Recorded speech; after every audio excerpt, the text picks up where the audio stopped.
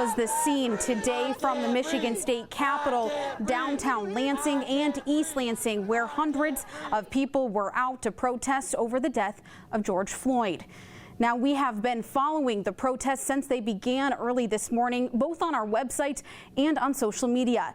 News 10's Kellen Buddy was at the Capitol all day covering those protests. Kellen, what can you tell us about the demonstrations, and did things get out of hand? Yeah, Nicole, the main concern this morning before the protest started was that things may have taken a violent turn as the protest did go on.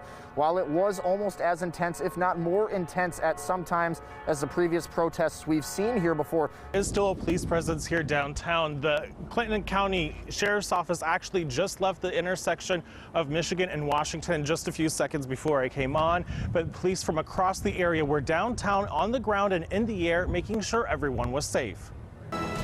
Good evening. The chaos that has gripped the nation over the last few nights has come to mid-Michigan. You are looking live at downtown Lansing, where a curfew is in effect until 5 a.m. Monday morning. Police say they will arrest anyone out on the streets until the curfew is lifted.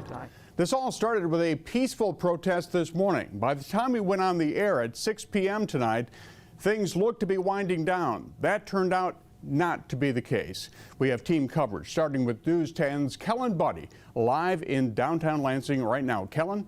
Well, yeah, obviously a very tough scene here in downtown Lansing. A lot of damage done to buildings all around. Guys, we're looking at a very different scene than what we showed you an hour or so ago, with protesters marching around this circle here, this rotunda around in front of the Michigan Capitol. And then it got a little more rowdy with tons of protesters lining the sides of the sidewalks, and then they moved to the sidewalks, these streets over here where the businesses are. Some of these businesses, I'm going to take you to some of these over here. Mid-Michigan is still reeling this morning from those overnight protests. Our Spencer Soysher live in downtown Lansing with the latest. Spencer, you've been out there watching this unfold since late last night. Luckily, things are looking a lot quieter right now. Yeah, Ida, a completely different scene right now. Things are a lot calmer than they were when violence took over our city last night. Mama! Mama! It started as a peaceful protest yesterday morning. Have you noticed our kids are dying every day, B? Protesters spent the day voicing their concern. It's coming up on 5:30 a.m. right now. I am live in downtown Lansing, where protests took place last night. I'm Mallory Anderson. Good morning, Mallory. I'm Ida Tedesco. Thanks for joining us here on News 10 today. Our team coverage continues this morning, taking a look at everything that's been happening here the past 24 hours and what's ahead. Now, here's everything you need to know before you go on this Monday morning. The Lansing curfew was lifted at 5 this morning after protests and riots happened yesterday. Spencer Soysher was there last night and joins us now from downtown Lansing with the latest. Hey, Spencer.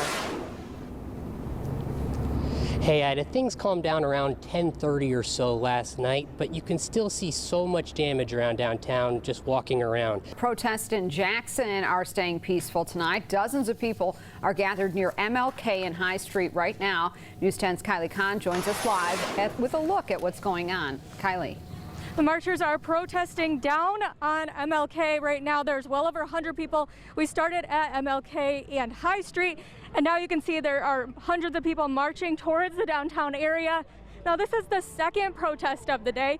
Well, today I saw this community come together in their efforts to clean this city after last night's protest. Less than 24 hours ago, these streets were seeing a very different, violent tune, but today they were filled with a whole lot of love, and everybody here could feel that. It takes force to break windows and vandalize a city, but Lansing came out stronger than that Monday morning to repair the damage done by protesters Sunday night. Only to watch as it descended into chaos by nightfall. News 10's Kellen Buddy talked with one of those organizers today. He's live in Lansing with that story. Hi, Kellen. Hi, David. Yeah, when Jordan Davis saw yesterday's protests scheduled on Facebook just a few days before, he knew he had to help. He told me yesterday that he had hoped all day that it would stay peaceful. That protest did start peacefully at the state capitol, and it stayed that way for several hours. Good evening. Protesters in East Lansing taking their turn today, marching against police brutality, joining a nationwide movement growing larger by the day. They stood in front of East Lansing City Hall demanding justice for George Floyd and all other victims of violence against black people. News 10's Christiana Ford was there for it, and she joins us live now with that story. And David, it has truly been a peaceful day of protesting here in East Lansing, with virtually no police presence except for them blocking off traffic for the protesters to march up and down the streets of East Lansing. All right, Christiana, thank you. We will keep you updated on the situation in East Lansing to make sure things stay calm. We're talking to city leaders about how they handled the protest coming up tonight at 5:30. We have new details on Sunday night's violent protest in Lansing. Police now say a total of 12 people were arrested, 8 by LPD and 4 by state police. Happening right now, a group of protesters is headed toward the state capitol in downtown Lansing. News 10's Kylie Kahn joins us live with that story. We are walking down Michigan Avenue right now, heading towards the Capitol from East Lansing. It looks like there's a group of about 2, maybe 3 dozen people here, and they are marching down Washington Street with signs, megaphones, chanting the names of black people who were killed by police. And they have some police who are following closely behind them right now. Everything seems to be peaceful. They are taking up some of the lanes of traffic, so if you have to head downtown, just be aware that there are some people marching through the streets right now. Lansing police need your help tonight locating lawbreakers from Sunday night. They're looking for videos, photos, and statements related to the criminal activity that erupted in downtown.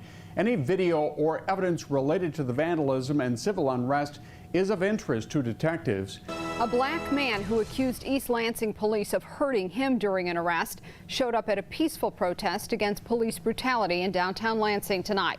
News 10's Rachel Sweet was there and talked with Uimana Gacito. And Rachel, he's passionate about this issue. Yeah, and Gacito joined maybe 100 other protesters gathering on the lawn of the state capitol after marching through the streets in downtown. Everything remained peaceful this evening. A new video tonight shows a car running into a group of protesters in downtown Lansing this past Sunday. We want to warn you, though, the video you're about to see may be hard to watch. The video captured on cell phone shows the car suddenly reversing into a group of protesters before speeding off. More protests are planned all over the state and the nation. A group supporting the Black Lives Matter movement is planning a peaceful protest in Howell tomorrow. That page on Facebook says it will begin at 3 p.m. at the city's courthouse. Well, this is the scene across the nation and here in Michigan as the death of George Floyd at the hands of police continue to spark protests. As you can see, crowds are filling the street throughout the state, including Detroit, parts of West Michigan, and Owasso. And the city of Jackson also joined in and held a protest today. News 10's Maureen Halliday is there now with how they're asking for police reform. Maureen? Well, Nicole, it may not look like it right now, but this intersection here at Washington and Blackstone in Jackson was filled with at least 200 people today. New tonight, we are learning about a protester who was struck by a car during the Jackson demonstration this afternoon. Protesters also marching to Shore's house for the second night, calling on him to resign. Last week, Mayor Shore said he will not resign, but says he'll be looking at the budget this morning. He will also be a part of a town hall meeting to address some of these issues. We have more information on the man who was hit by a car during a protest Saturday in Jackson. Daniel Beverly says right now he's at home recovering from a concussion. He did not want to be interviewed, instead wanting to focus on his health, but News 10's Maureen Halliday was able to talk to a protester who saw him get hit. A warning, some of the footage you're about to see is graphic. Someone thinks that's a controversial opinion, like that black people should have rights. Protesters gathering in front of the Jackson County Courthouse today demanding justice after a demonstrator was hit by a car during the protest against police brutality in Jackson on Saturday. The victim, Daniel Beverly, suffering a concussion after being hit by that car. We begin tonight with breaking news. Protesters are walking on the highway in Lansing. Police are working to control traffic around them, asking drivers to avoid westbound I-496. Now, that's where we find News 10's Rachel Sweet. Rachel, tell us what you see. Hey guys, so I am downtown Lansing on Grand Avenue where a protest is going on that started at the Capitol, went on West 496, and now is here. Take a look out here. People are gathered walking. They are planning to head down to the Capitol right now. Right now they're marching, hearing their chants. They're talking about Andy Shore resigning. You can listen here, some of the chants that they're saying.